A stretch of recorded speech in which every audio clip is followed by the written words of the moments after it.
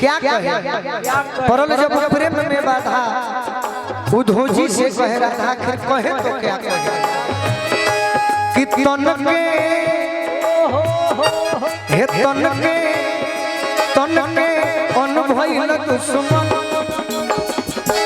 हे तन के अनुभव दुश्मन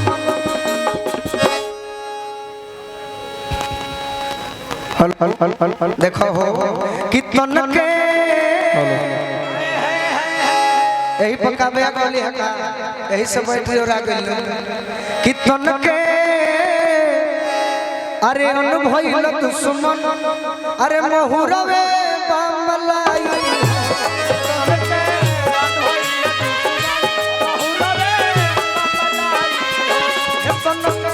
अनुभव दुश्मन महुरवे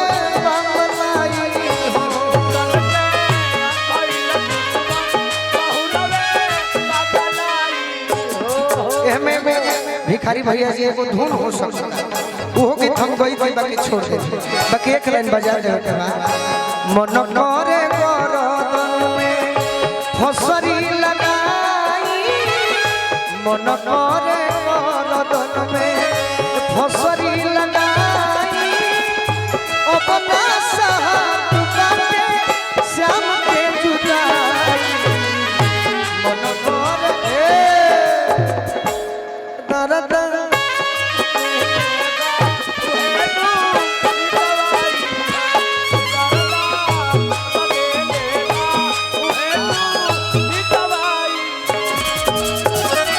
उधो बाबा कहलन कि अच्छा एगो राधा बात बताओ हां कि तहरा कन्हैया ना मिली है हां जी तो तू का करो बोल राधा जवाब देके कहता है कि हमार प्रेम 2022 वाला ना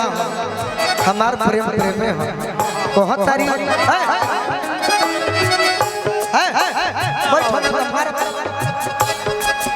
बतिया हिंदर भैया हाय हाय हाय कहतारी जीवन भर दुख हम सह ई बात हमरा गोलू में भी बा और टिंकू भैया में भी बा मर जा तो मर जा जीवन भर दुख हम सह केहू से कुछ ना कह जीवन भर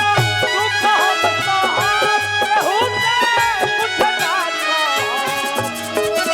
जीवन भर दुख सहे खातिर तैयार बानी बाकी केहू से कुछ ना कह एक ही काम करो जोगिनिया हम बन जाई एही में भलाई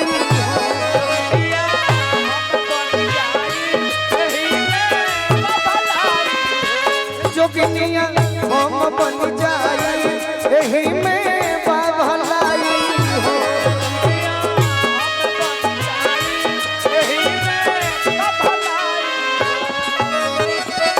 लास्ट में कहतारी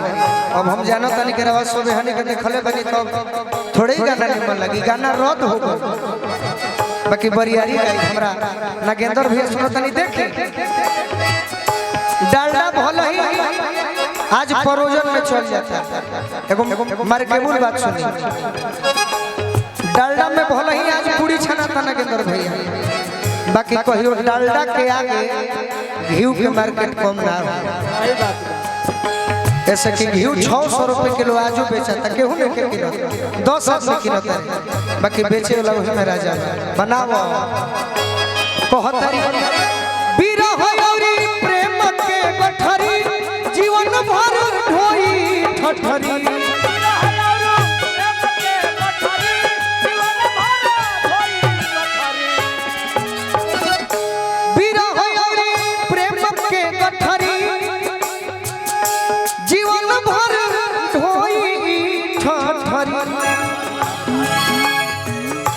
गायत्री बिन परब ठिठुरी गायत्री बिन परब ठिठुरी नहीं हमरा जाई